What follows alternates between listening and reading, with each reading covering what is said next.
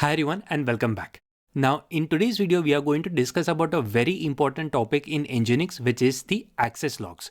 In all of the environments of production where you are dealing with Nginx or you are managing Nginx, access log is one of the common information that you will be fetching to gain various set of analytics to understand the overall behavior of users and so on. So it is very important for us to understand about access logs in detail.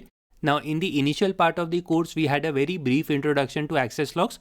Today is going to be a slightly detailed video where we'll try and have a complete information related to this functionality. So with this, let's get started.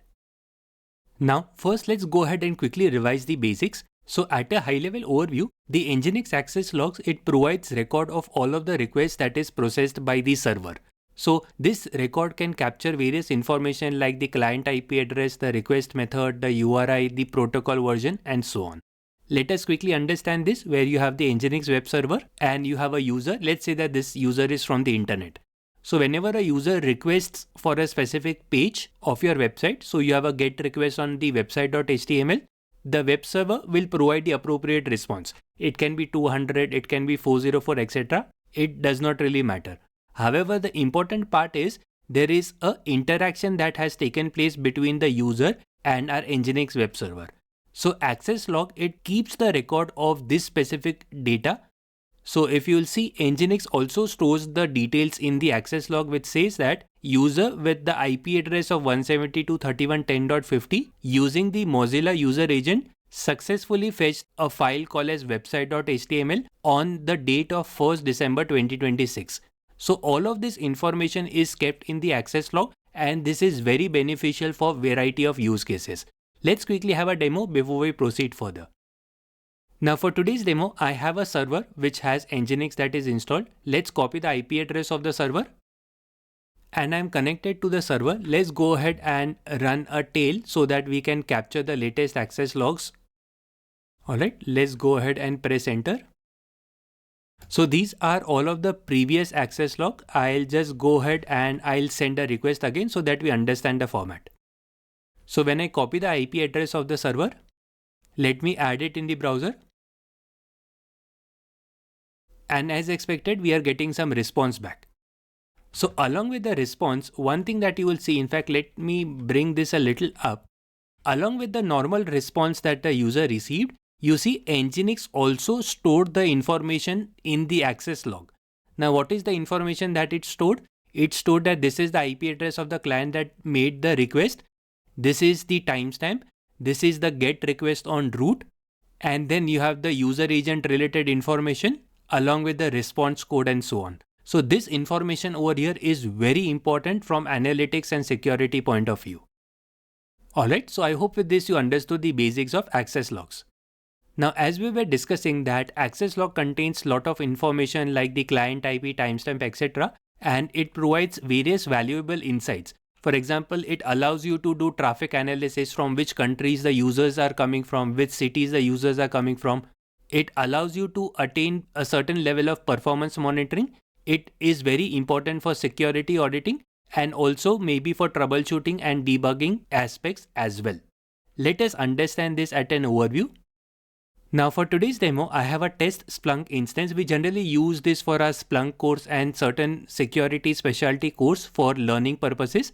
Now generally what we do, all of the access logs that gets generated by Nginx, these are pushed to Splunk instance and from here we make analysis. So here you see, these are the Nginx access logs and these are passed. So here you see, it will show you various information like the bytes, this is the client IP, and various information like the status, the URI, and various others. And from here we can generate a wide range of analytics. Now again, you see there are so many access log events that are available. However, from here we can generate wide range of analytics. For example, you can say how many total number of requests per day were made to our website. What is the top requested URI? What is the request by country? So in our case, you see most of the requests are coming from Spain, then United States. Now you might be wondering that access log does not really have the country information. The answer is correct, but it contains the IP address. So from the IP address of the user in Splunk or in other SIEM tools also, you can easily map from which country the user is visiting from. So from the access logs, we are also able to perform this mapping. Then total IP address by request count. Then if you go a bit down, what are the page that are causing the most error? So you see you have robots.txt, someone is trying to open .git/config and so on. So all of this information, including the user agent statistics, all of this information we were able to build a very good dashboard using the access logs. And this is the reason why Nginx access logs are very important. Now that we understand the basics of access logs, let's go in slightly more detail to understand the important components related to this in terms of Nginx configuration. So there are two important directives over here. One is the access log and second is the log format. So you will be able to see in the nginx.conf, you have the access_log directive and then you have the log_format directive. You have to understand both of this over here.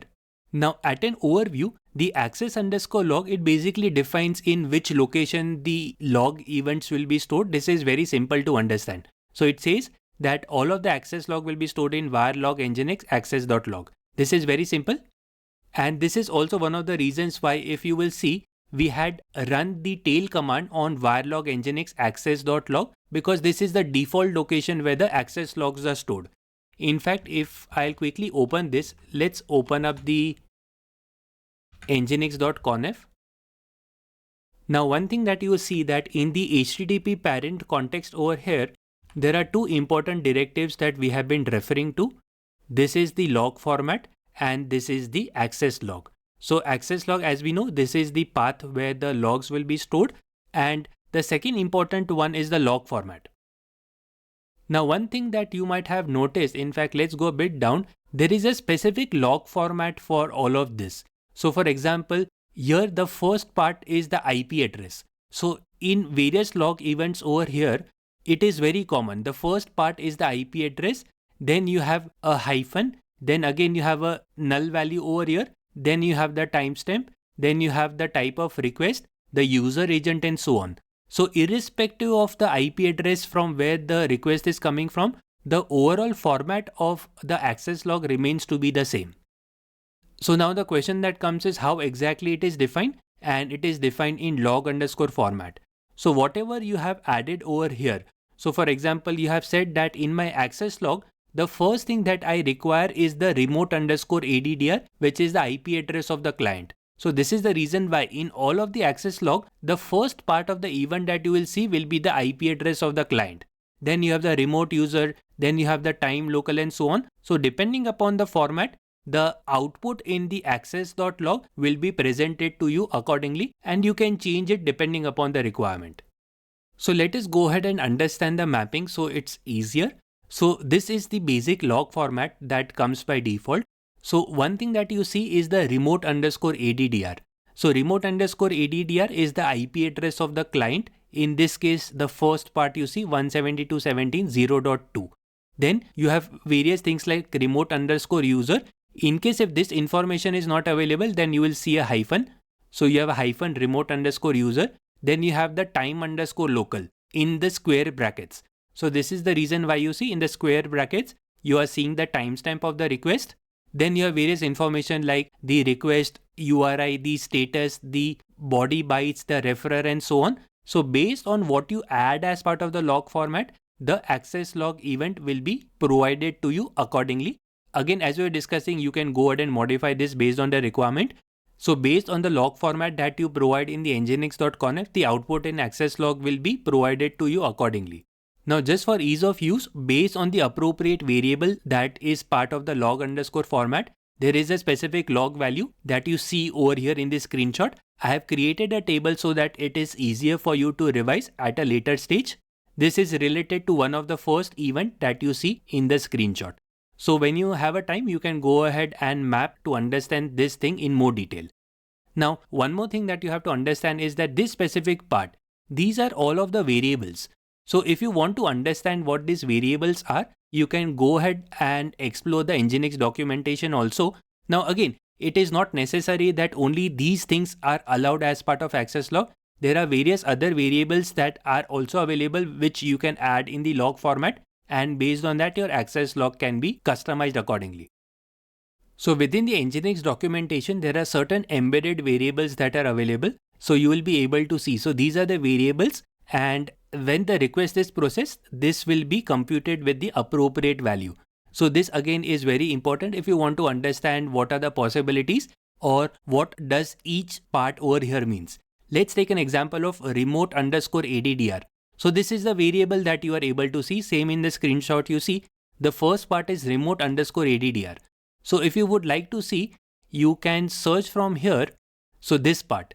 So this is the variable of remote underscore ADDR. What it says, it is the client address.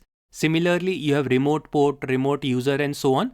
So there are a lot of embedded variables that are available. You can go ahead and add it as part of the log format and make the appropriate level of customizations accordingly.